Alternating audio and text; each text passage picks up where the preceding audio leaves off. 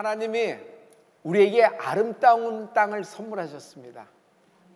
우리를 대한민국에서 태어나게 하시고 대한민국 국민이 되게 하신 것은 하나님의 뜻이며 하나님의 계획입니다. 그러나 우리의 한반도는 지금 세계에서 유일한 분단 국가입니다. 같은 말, 같은 문화, 같은 핏줄입니다. 그러나 남과 북으로 허리가 두 동강이 날라진 한반도를 봅니다.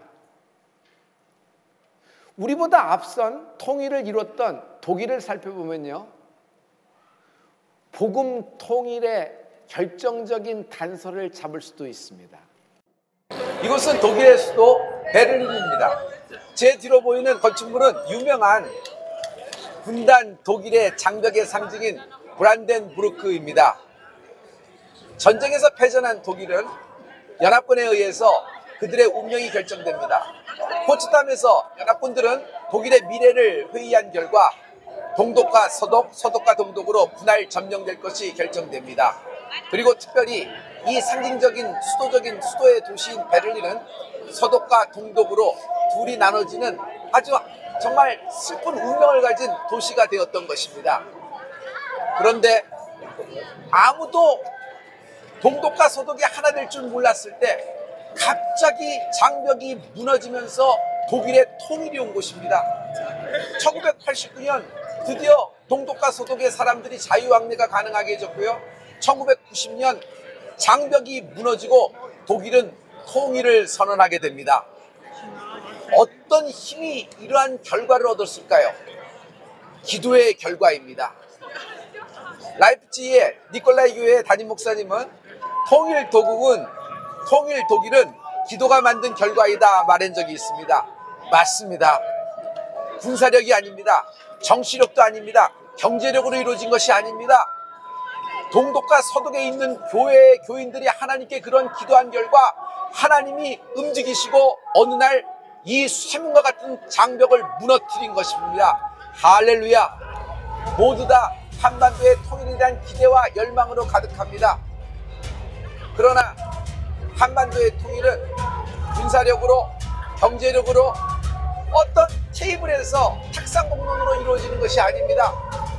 한반도의 복음으로의 통일은 기도의 결과로 올 줄 믿습니다. 제 왼편과 오른편에 담이 보이시죠? 이것이 바로 독일을 나눴던 철의 장벽입니다. 왼쪽은 동독 쪽의 장벽이고 오른쪽은 서독 쪽의 장벽입니다. 이것으로 동과 서로 독일은 나눠졌다가 지금은 이 장벽이 허물어져서 기도의 결과로 허물어져서 이제는 통일 독일을 맞이하게 됐습니다. 우리 대한민국은 어떻습니까? 38선을 기준으로 해서 북쪽과 남쪽으로 나눠져 있습니다. 그러나 반드시 우리의 기도의 결과가 나타나게 될 줄 믿습니다. 기도하게 되면은 기도는 철문을 뚫듯이 휴전전을 뚫을 수 있습니다. 지금 서울대치 순복음교회는 기도하며 예배하며 대한민국을 축복하고 있습니다.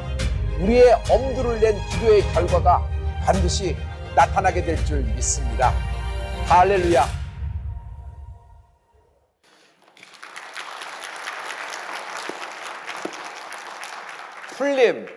풀림에는 풀림의 비밀이 있습니다. 그 비밀은요, 기도한 만큼 풀린다는 겁니다.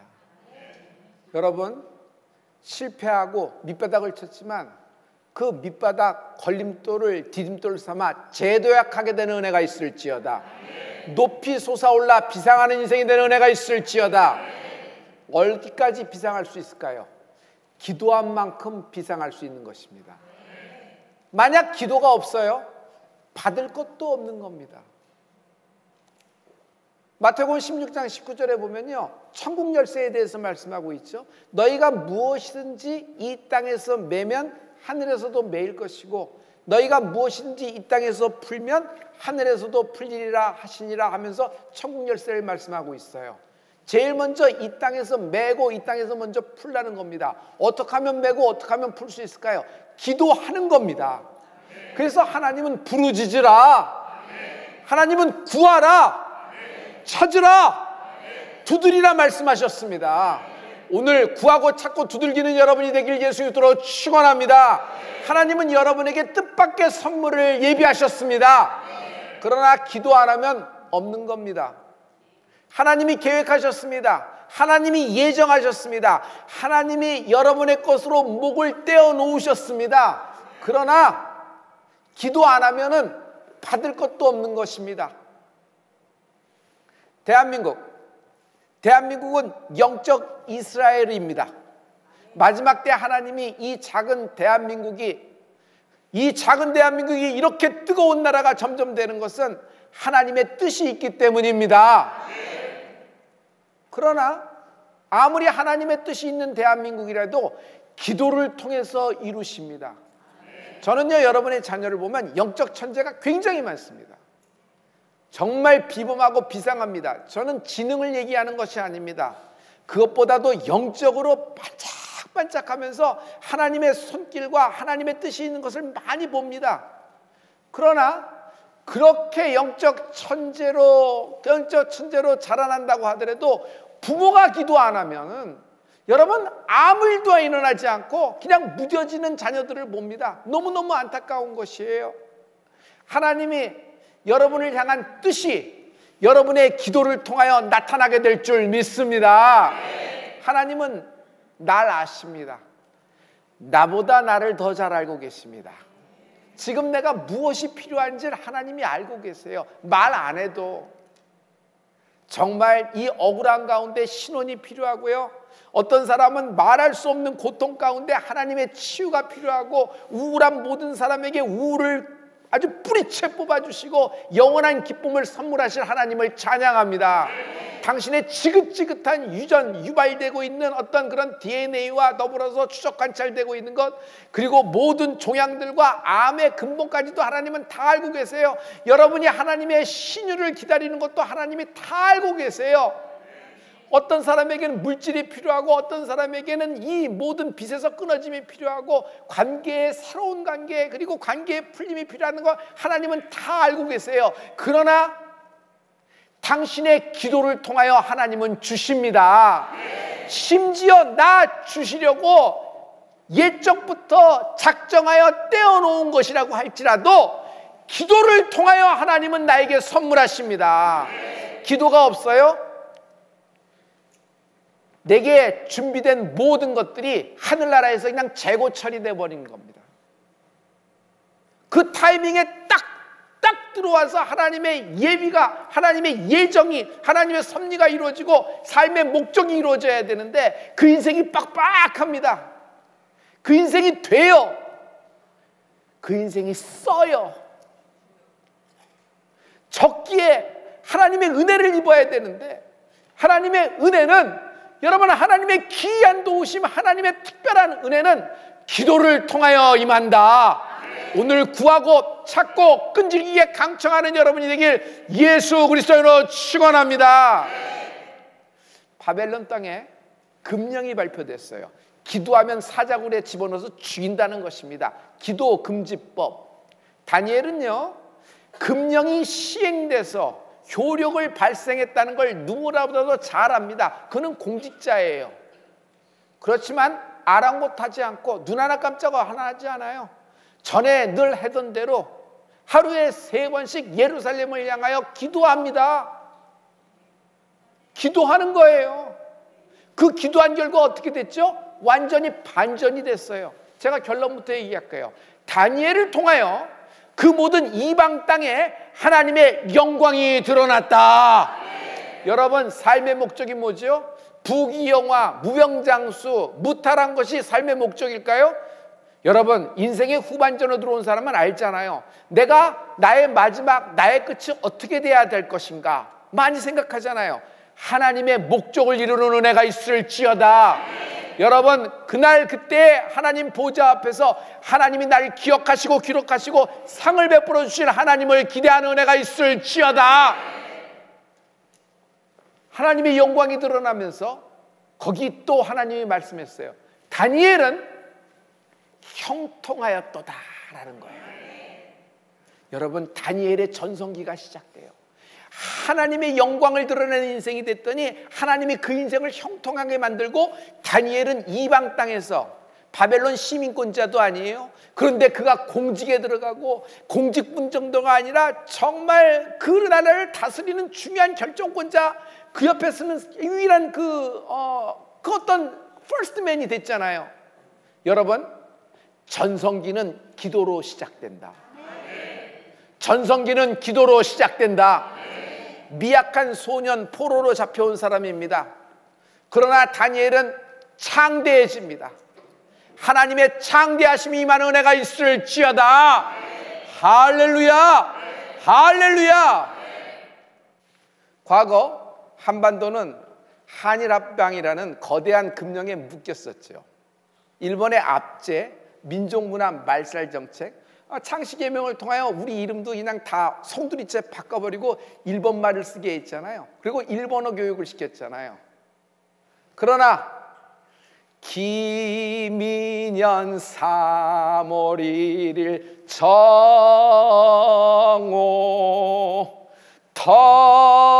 터지자 밀물 같은 대한독립만세, 비폭력 만세 운동이 그냥 쏟아져 나오는 것입니다.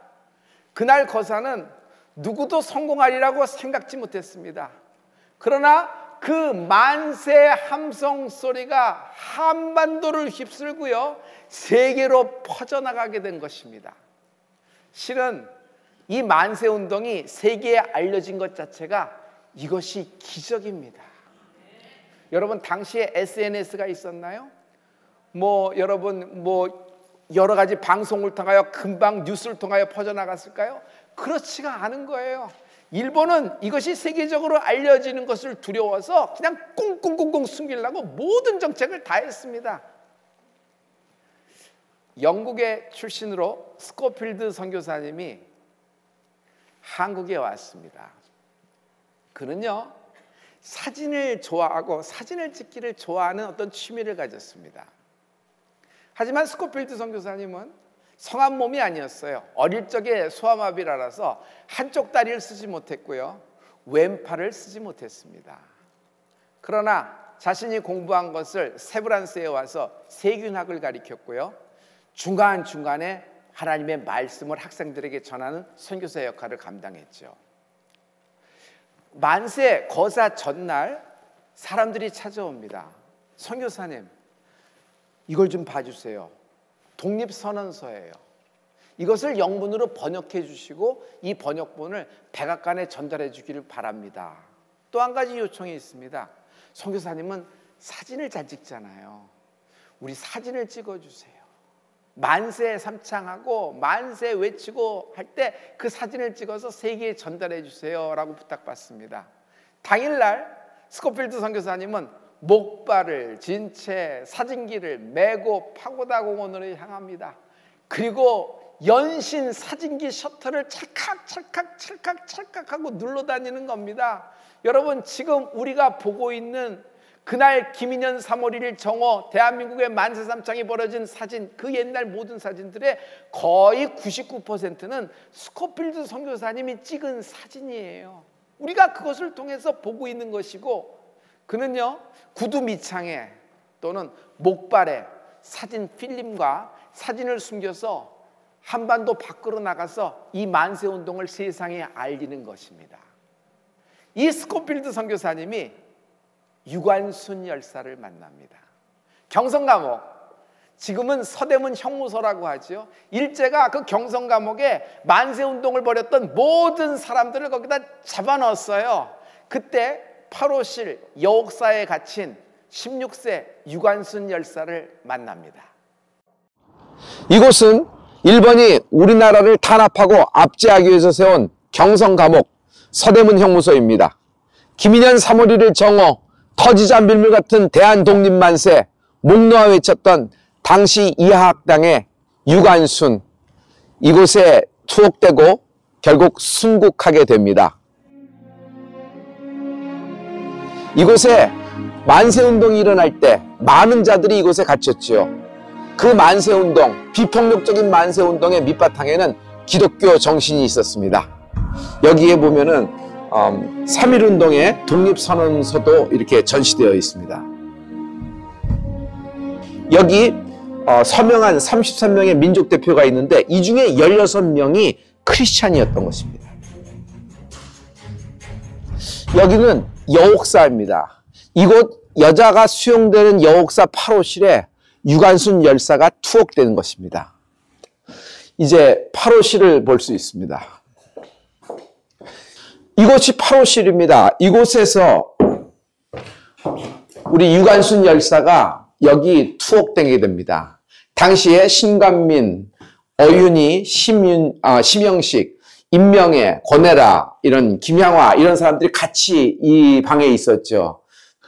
이 서술이 시퍼런 서대문 형무소에 아무도 면회오거나 찾아오거나 위로할 수가 없었을 때 스코필드 선교사님이 이곳에 와 유관순을 만나 위로합니다. 세브란스 간호사로서 만세운동에 참여했던 노순경이라는 간호사가 있습니다. 이곳 여옥사에 같이 있었죠. 근데 그를 위로하러 면회를 스코필드 선교사님이 왔던 겁니다. 그 왔다가 유관순을 만나서 또 위로하고 아마 기도해 줬겠죠. 너무너무 기가 막힌 사실을 알게 된 것이 고문이 있었다는 것을 알게 되는 것입니다. 그는 위협에도 불구하고 이 모든 것을 세계에 알리고자 하는 것입니다. 그 선교사님의 편지 한 장, 그 선교사님의 증언 한글, 그리고 그 선교사님의 찍었던 사진 한 장이 증거가 되어서 전체 세계로 우리의 3.1운동의 모든 영향력이 퍼져나갔고 일본이 얼마나 악랄하게 만행을 저질렀는지를 압제를 했는지를 세계에 알리게 되는 계기가 되었던 것입니다. 3.1운동은 단회적인 사건이 아닙니다. 전국적으로 확산되고 불이 일어나게 되는 것입니다. 북한의 평양에도 이런 운동이 일어나게 됩니다. 박승일은 평양에서 대한애국부인회를 조직하게 됩니다. 3.1운동의 영향력으로 상해 임시정부가 세웠다는 얘기를 듣고 애국부인회의 박승일 대표는 여성들의 비녀와 가락지 이런 것들을 모아서 군자금을 모집합니다. 그리고 독립군자금으로 상해에 보내는 역할을 맡게 되는 것이죠. 이 대한애국부인회 박승일 회장이 저 한별총장의 4대조 할머니입니다. 평양 강서감리교회 김홍식 목사님의 사모님 되시죠. 우리 할아버지 김홍식 목사님과 함께 평양 강서감리교회에서 1950년 순교하게 되는 순교자가 되기도 합니다. 박승일 할머니는 모든 것이 묻히는 듯 했으나 94년 만에 대한민국 국가보훈처에서 빛을 보게 됩니다. 2013년 대한민국은 박승일 저의 할머니에게 건국훈장, 애족장을 수여하게 됩니다. 이것입니다. 우리가 아무리 힘들더라도 심어야 되는 것입니다. 우리에겐 이런 위대한 조상들이 있습니다. 그리고 우리에게는 이런 것을 대물림할 의무와 특권이 있는 겁니다. 우리가 지금 기도하고 우리가 이 땅을 위해서 눈물로 예배하게 될 때 우리의 모든 자손들이 이 모든 영광과 이 축복을 누리게 될 줄 믿습니다. 이제는 대한민국이 일어나야 됩니다. 지금 현재 온 세계에서 남북으로 같은 민족이 갈린 민족은 대한민국 하나입니다. 이 작은 나라 대한민국이지만 우리가 복음으로 다시 한번 일어나게 될 때 다른 유럽에, 아시아의, 아메리카 대륙에, 오세아니아 대륙에, 심지어 5대양 6대주 모든 나라에 스코필드 선교사처럼 그 한 명의 선교사가 당신이 될 줄 믿습니다. 우리 서울대치 순복음교회는 이러한 일을 하게 될 것입니다.